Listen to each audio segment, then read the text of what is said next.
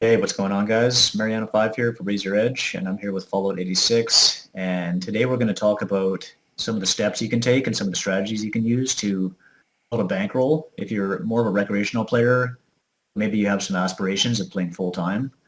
Um, yeah, we're going to give you some useful tips as far as like building up, because it's not something you just want to jump into without a strategy. Otherwise, it's just going to be much tougher, and you're just going to go broke too often. So yeah, let's check out the first point here. Want to go ahead there, Fallout? Yeah, sure. So first point is play the smallest stake. So smallest stake usually Yeah. in the casino is 1, 2, or 2, 4, depending on where you live. Maybe you can also play in a smaller home game, starting at 50, a dollar, something like this. Cause it makes no sense to jump in higher stakes action. Cause the higher you play, the better the players will be. And you need to make sure in the beginning that you're good enough to beat the lowest stake. This should be always your goal. And you just need to put in the hours, right? Grind, grind, grind, grind, grind. And then at some point you should see some results. That you get better, you understand more about hands, you know how your opponents play. And I think in the beginning, you don't need to understand what is GTO, right? How does solvers play, stuff like this. This is not really important. In the beginning, when you're recreational, it's important to understand the game. So read people, think about hands, mm, to really know what a hand is worth in a single race pot, in a three-red pot, what your standard play should be. I think this is something that is important when you're starting out and nothing else. Yeah, what do Yeah, you for sure. think is also important when you're starting out? Yeah, I think those are really good points. I think something else to add there would be try to shut out the noise as far as like, again, looking too far ahead, as you say, to looking like solving GTO or looking at solvers, doing that type of thing. It's good in a sense as you move up, but it's also something where if you're kind of starting out, it's just unnecessary and it's just really going to complicate things. Because especially in like a 1-2 game, it's a soft game. Like you don't have to do any of that type of thing. Like you could realistically play pretty tight, no decent C betting strategies, no, just make some bluffs here and there, and then just go strong with value with a good range, and you're probably going to make money. Yeah, you just play your hand, It'll, right? When you have it, you yeah, just big. yeah, When you bluff cheap. So you can basically read Harrington on Hold'em and still be able to, be a small winner. Of course, I don't suggest that. I definitely suggest to get into better poker theory to win more. yeah, of Because you can course. be a small winner or you can be a huge winner in those games. And of course, the more you know about this game, about poker in general, the more you can earn per hour. And this is your goal, right? To make as much as you can per hour, because then you can move up faster to the next stake. And this should be definitely your Yeah, goal, yeah, because when you play 1-2 and you really want to make a living or a really nice side income, you really need to put in a ton of hours. But when you only move up one stake, right, to 2-4 or 2-5, 5-5, then it's so much less hours, less work. So maybe you can only work on the weekends when it's only a side hustle, stuff like this.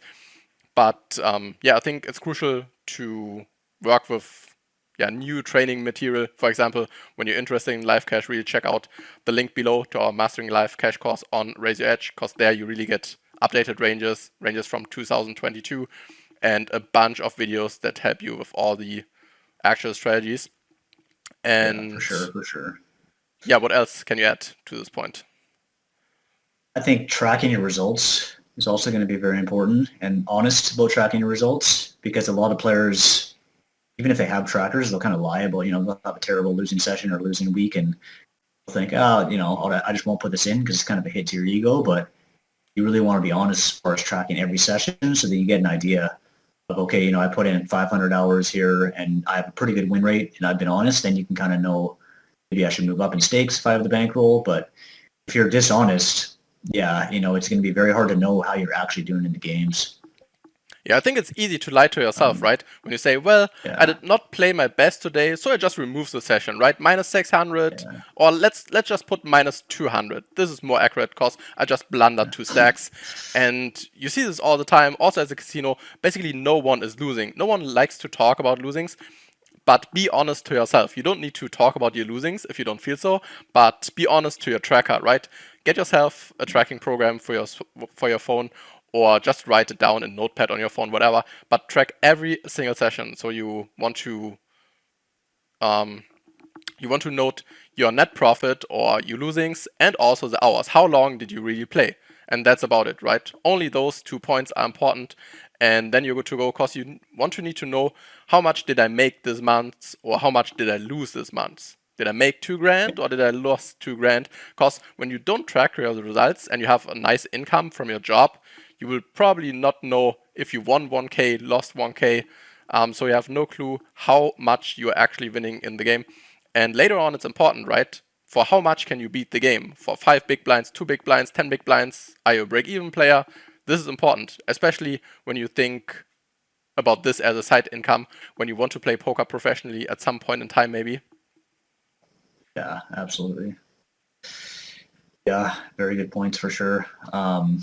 Another one would be to keep your bankroll separate from your living roll, because you can obviously, you can do it however you want to. You can say, okay, I don't know, 75% of my net worth or income, maybe I'll keep that as my bankroll as well. Like if you're honest with yourself in that respect, and you kind of know that you have security behind it, that's fine. But I would be very wary of like treating your entire net worth as your bankroll, because then, especially if you're more aggressive with your bankroll, you could actually go broke fully, and which is obviously, if you have a good job and you're getting monthly payments, it's not that big of a deal. But if you want to be eventually transitioning to becoming a pro poker player, you're going to want to have very good like parameters set around, okay, I have 3 or 4 months living expenses set aside at least, and then I have this bankroll with 30 or 40 buy-ins in it. Like you definitely want to take things slow and yeah, have things separate for sure, because it's a recipe for disaster if you're just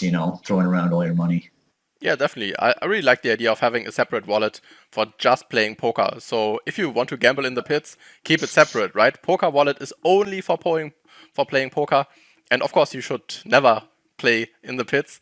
But if you do so, please keep it separate from your poker bankroll, that you know how much you make or lose when you play poker.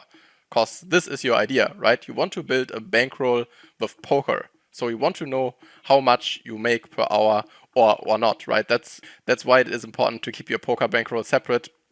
And yeah, never lie to yourself. I think this is the biggest thing we can give you, cause too many people do it, and then you think, wow, I'm such a great player, I'm crushing everyone, and in reality you're just a break-even player cause you deleted some big losing sessions. And it's easy. It's easy to say, well, I played my B game here, my C game there, or usually I don't play in this home game, only on Tuesday. It was not my best day. But yeah, be honest to yourself, and that's why I really like the idea of having a separate wallet at home, and then just use cash to go to the casino.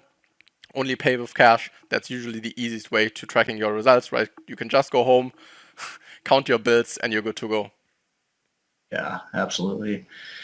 And then in the same respect, don't take shots with a very small bankroll, unless, again, if you have a very good job, you have money coming in, and you know that you're already a winner at the smaller stakes, then I don't mind necessarily starting to take shots. But if you're just starting out and kind of getting crazy with it, it's just a recipe for disaster, because there's so much variance in poker, especially live poker, where it can kind of take months and years to even see where you're at. It's just not, it's much better just be patient and just take it as it comes.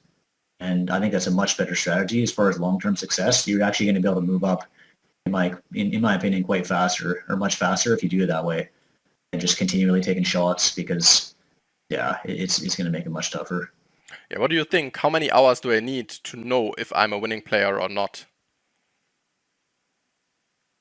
That's a good question. I mean, I think something like 500 hours is decent. It's still a very small sample, but if you're winning regularly, doing well, you have a good feeling that you're beating the other players, and you have 500 hours under your belt, then I think it's a pretty good indicator that you're probably able to have a pretty good win rate in the games. For something more solid, I would want like 1,000 at least or more to actually know, right? But yeah, Yeah, it's what still do a you lot, think? right? When you play only 1, 2, 3 hours a day, then it's still a lot of days that you need to play. And I think it's important to realize that you actually need to put in a lot of volume when you want to know that you're a winning player. When you're just playing on the weekends, 3, 4 hours, occasionally 1, 2 hours on a few days under the week, then it's really, really hard to really tell you're a winning player. And it's also important when you only play 1 or 2 hours during the week, then it's super hard to know if you're a winning player or not. So I would definitely play a few months for sure at the smallest stake. Only when you see, oh, I'm crushing, right? I make 3K this month on 1-2, the next month I made 5K, then yeah, maybe you can definitely consider moving up at 2-5, because then it's not a huge deal when you lose 3, 4, 5 stacks. But when you start moving up with a really, really short roll, so let's say you just have 3, 4K in your whole bankroll, then it's a disaster when you move up to 2-5 or make a huge shot, right? And you lose 5 buy-ins, because then you have even not enough buy-ins for 1-2. And this would be disastrous, because then you risk of going broke, and you definitely don't want to pile more money into your poker bankroll everything a month. So of course we cannot have only winning months most of the time, depending on your volume. But it's definitely not the idea when you're playing recreationally to withdraw 2 grand every single month and play on the smaller stake. Because when you lose 2 grand every single month on 1-2, then something is wrong, right? Because this is a smaller stake, and you should definitely see a profit in some point in time, or at least play break-even-ish. This would be also okay in the beginning, because you need to learn a lot. But when you lose 10 stacks every single month, then something is wrong. Then you should definitely try to improve your game. And yeah, that's definitely something to consider. Yeah, absolutely. And I mean, there's no problem. We're not saying it's a problem if they just want to play for fun. Maybe they're losing players, right? But this is more catered towards if you're trying to break through, yeah, and move up in stakes and eventually maybe play full time. I think this one's really important too. Is that don't quit your job right away.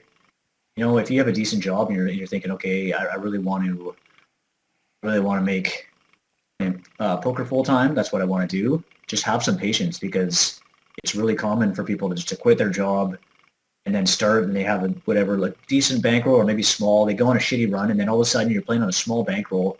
You have no additional income, and you're probably going to start playing a lot more passively. You're not going to be playing as well as you could be, right? If you had a job on the side Yeah. while you're building up, and you know, okay, I can reload. And it's not my main thing. So I think even though it's going to be tough, I would say if I was to give someone any advice, I would just tell them, hey, if you really want to do this, keep your job, just sacrifice for the next like 6 months to a year and work full time, whatever you work, and then also put in as many hours as you can in poker. And yeah, you might not have a lot of free time, but if you really want to break through, this is, in my opinion, the best way to do it, because it's going to be much less stress. Even though you're working and playing a ton, that's a sacrifice you want to make. But it's much less stress, and I think you'll actually be able to get through and get up much faster, because you could even keep doing it while you're playing the lower stakes, even if you're crushing, right? But if you're making more in your bank, if you're making more in your job, then you could, keep working your job as much as you can, and then be playing poker on the side and slowly build up until you have whatever 4 or 5 months of living expenses paid for, and then you also have a pretty good bankroll poker, and then you can say, okay, now I'm officially going to quit.